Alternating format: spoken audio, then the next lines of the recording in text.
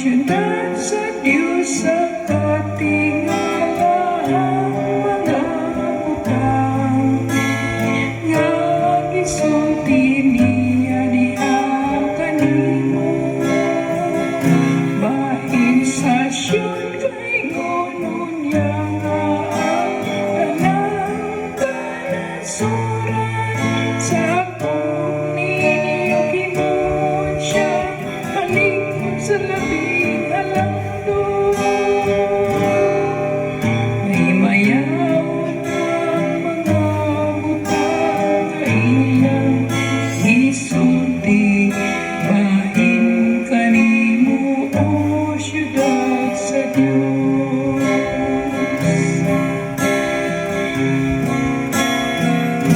At munan nila diha nga napalista ang tao kining tawhana nga tao dito ug ang tanan mag-awit diha sa iyang masakyan.